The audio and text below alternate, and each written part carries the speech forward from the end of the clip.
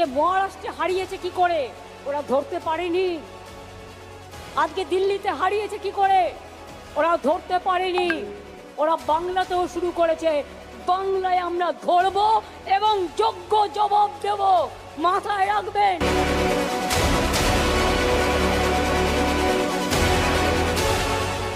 বাংলায় যদি কেউ টিকে থাকে গ্রাসরুটে, তাহলে এটা তৃণমূল কংগ্রেস, তৃণমূল কংগ্রেস, তৃণমূল কংগ্রেস, আর কেউ নয়। খেলা আবার হবে, 2026-এর খেলাটা আর একটু জোরে মারতে হবে। नमस्कार, बहुजन संवाद में आपका स्वागत है। बहुजन संवाद में आज हम चर्चा करेंगे पश्चिम बंगाल में आने वाले समय में होने वाले विधानसभा चुनाव की।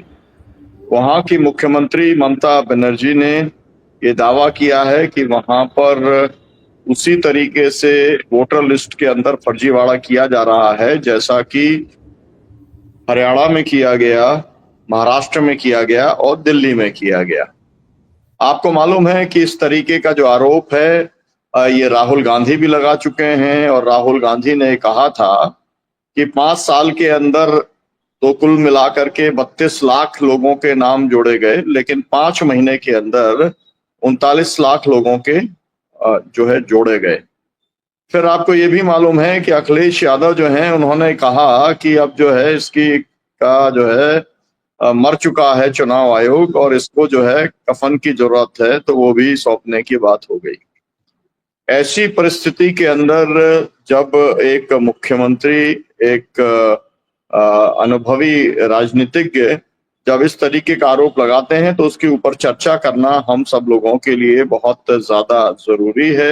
जी, मैं सलीम खान साहब के पास चलता हूँ।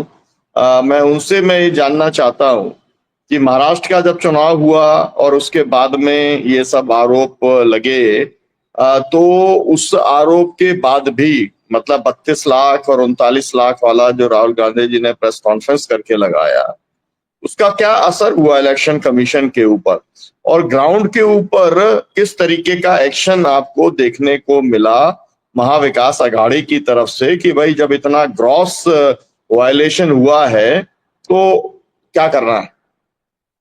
जी सलीम खान साहब। देखिए, दो सवाल किया आपने। एक तो ये कि चुनाव आयोग पे क्या असर हुआ, तो चुनाव आयोग तो चिकना गड़ा है, उसके ऊपर कोई असर हो नहीं सकता।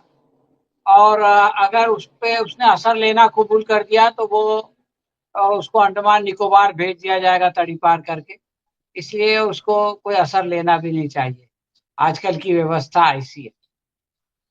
जहां तक महाविकास आघाड़ी का सवाल है, अभी यादव साहब बता चुके हैं कि परिस्थिति वैसी नहीं है जैसी एक जमाने में समाजवादी पार्टी में हुआ करती थी, और यहाँ तो पता नहीं पहले भी थी या नहीं थी, कांग्रेस में तो शायद थी नहीं कभी।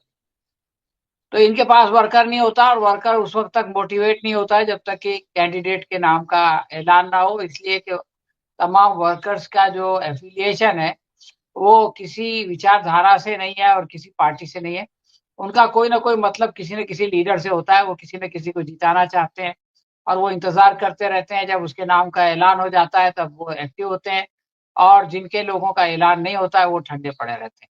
तो ये एक बहुत ही तल्ख हकीकत है, कड़वी सच्चाई आप कह सकते हैं, और इसको माने बगैर कोई चारा नहीं है। और मैं समझता हूँ कि लोकसभा में भी ये बात हुई महाराष्ट्र में, और फिर उसके बाद विधानसभा में भी ये बात हुई, लेकिन चुनावी जो पार्टियां हैं उन्होंने हारने के बाद शिकवा शिकायत के अलावा कुछ नहीं किया। ये बात हम सब जानते हैं कि महाराष्ट्र में कैंडिडेट्स का जो घोषणा है वो बहुत देर से हुई थी, और यादव साहब ने जितना डिटेल में बता दिया, मैं समझता हूं कि उससे ज्यादा की गुंजाइश नहीं है। एक दो बात मैं इस ओवरऑल इशू के ऊपर कहना चाहता हूँ। देखिए, ममता बनर्जी ने जो किया, जो तकरीर की, उन्होंने जो भाषण दिया, उसकी खूबी यह है कि इलेक्शन अगले साल होने वाला है और उससे पहले बिहार का इलेक्शन होने वाला है, लेकिन उन्होंने अभी से तैयारी शुरू कर दी। ये बहुत अहम है कि अगर जो लोग पहले तैयारी शुरू करते हैं वही आगे रहते हैं, जो आखिर में जागते हैं वो नहीं रहते।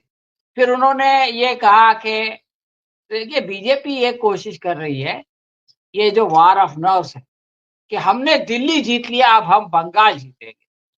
तो ममता उसका जवाब ये दे रही है कि दिल्ली आपने जो है वो धोखाधड़ी से जीता, और महाराष्ट्र आपने धोखाधड़ी से जीता, और आपने हरियाणा धोखाधड़ी से जीता, लेकिन हम ये धोखाधड़ी यहाँ नहीं होने देंगे।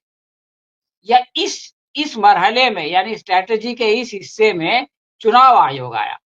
उसने कहा कि चुनाव आयोग की मदद से आपने ये सारे जीते हैं, जिस पर आपके अंदर बहुत ज्यादा गुरूर आ गया है, लेकिन अगर हम इस धोखाधड़ी को महाराष्ट्र बंगाल में रोक देंगे और आप जो जाली वोटर शामिल करते हैं उनको नहीं आने देंगे, और जिन लोगों को आप निकालते हैं उनको नहीं निकालने देंगे, तो आप जो है वो हार जाएंगे। और उसने ये कहा कि बीजेपी जो उनकी पार्टी है तृणमूल कांग्रेस, वो 2/3 मेजॉरिटी हासिल करेगी, यानी आप 400 पार नहीं कर सके, लेकिन हम 200 पार कर देंगे।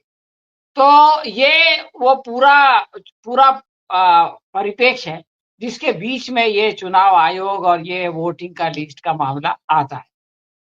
मैं एक बात ये कहना चाहता हूं कि ये जो बीजेपी वाले घपले करते हैं, अभी जो 5 चुनाव हमारे सामने हुए हैं, उसको हम सामने रख के देखें तो कुछ सबक है जो कि सारी जो राजनीतिक पार्टियां हैं उनको उससे सीखना चाहिए, और तृणमूल को भी सीखना चाहिए। पहला सबक तो ये है कि बीजेपी वालों को घपला करने का ज्यादा मौका उस समय मिलता है जब उनकी सरकार होती है। जैसे मिसाल के तौर पर हरियाणा में उनकी सरकार थी और महाराष्ट्र में उनकी सरकार थी, तो उनके लिए आसानी होती है प्रशासन को और चुनाव आयोग के जो लोकल रीजनल ऑफिसेस है उन सबको मैनेज करना। लेकिन जहां उनकी जो राज्य सरकार नहीं होती, जैसे मिसाल के तौर पर झारखंड, तो वहां उनके लिए ये पॉसिबल नहीं होता। दिल्ली में उनकी राज्य सरकार नहीं थी, लेकिन दिल्ली सरकार के इख्तियार बहुत लिमिटेड है। दिल्ली सरकार का जो सीएम होता है वो एक मेयर की तरह होता है, उसके पास बहुत कम अधिकार होते हैं, वो बहुत ज्यादा जो है वो इन चीजों को ठीक नहीं कर सकता। लेकिन अगर कहीं पे मुख्यमंत्री है तो उसको जो है वो पावर होता है, वो असर्ट कर सकता है।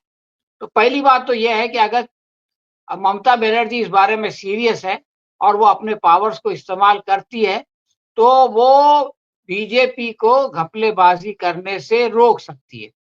ये पहला सबक।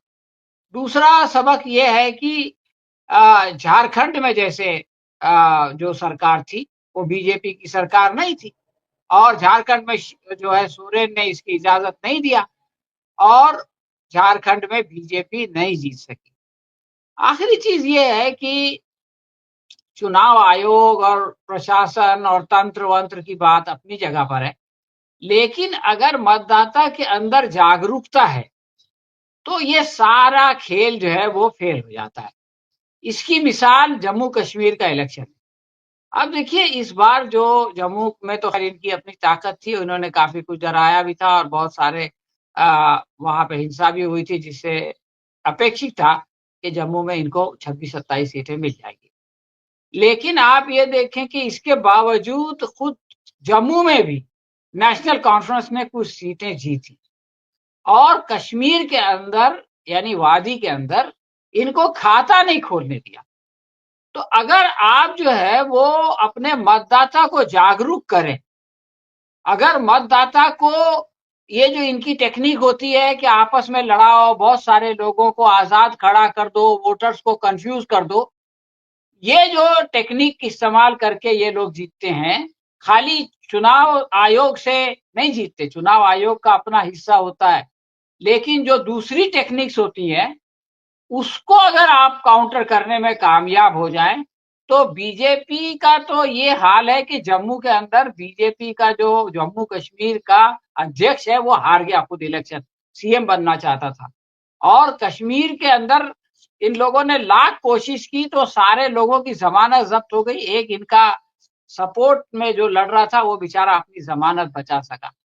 तो दो लेवल पे काम करने की जरूरत है। एक लेवल तो ये है कि ये जो चोर दरवाजे से ये लोग काम करते हैं उनको अपनी राज्य सरकार की ताकत से रोका जाए, और दूसरा लेवल ये है कि लोगों को ऐसा जागरूक किया जाए कि वो जो है वो इनके झांसे में ना आए।